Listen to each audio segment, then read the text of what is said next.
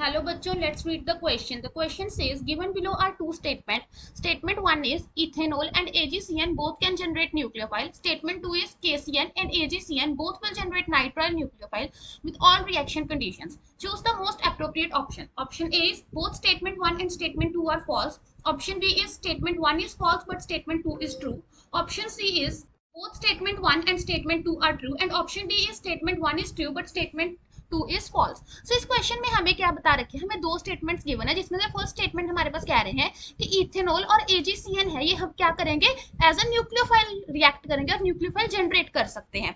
और सेकंड में इन्होंने कहा है कि अगर हम केसीएन और एजीसीएन को रिएक्ट कराएंगे तो हर रिएक्शन कंडीशन में, ऑल इन्होंने लिखा हर रिएक्शन कंडीशन में ये क्या जनरेट करते हैं, नाइट्राइल। सो इसके लिए हम देख लेते हैं, हमें की कंसेप्ट के बारे में पता होना चाहिए, क्या की कंसेप्ट रिक्वायर्ड है।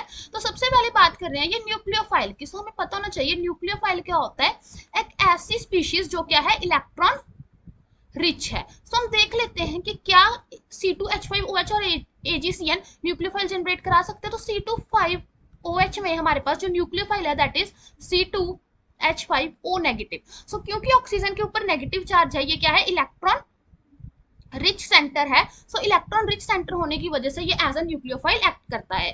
सिमिलरली एजीसीएन में अगर हम देखें तो यहाँ पे हमारे पास होता है CN नेगेटिव, अगेन ये भी हमारे पास क्या होगा, इलेक्ट्रॉन रिच सेंटर होगा। So both C2H5OH and AgCN they can generate nucleophile. इसका मतलब हमारी जो स्टेटमेंट 1 है वो तो हमारे पास है क्या है, ट्रू है। अब हमें देखना है स्टेटमेंट टू के बारे में। तो स्टेटमेंट 2 में हमारे पास कह रहे हैं कि जो KCN है और AgCN है, ये कह रहे हैं कि जब भी कोई भी रिएक्शन कंडीशन हो, ये हर बार हमारे पास नाइट्राइल की क्या करेंगे, जनरेट करेंगे। तो उसके लिए हमें पता होना चाहिए कि जो हमारा केसीएन है ये क्या है, एक आयनिक कंपाउंड है, और जो हमारे पास एजीसीएन है ये क्या है, एक कोवलेंट कंपाउंड है।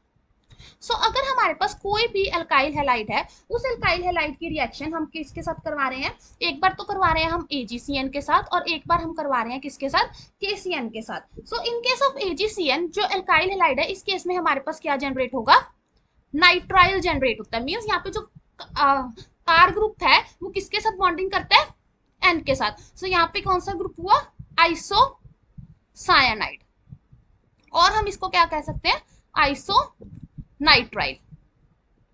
ठीक है, लेकिन अगर हम KCN के थ्रू करते हैं क्योंकि ये आयनिक कंपाउंड है, सो इस केस में हमारे पास जो बनता है दैट इज नाइट्राइल।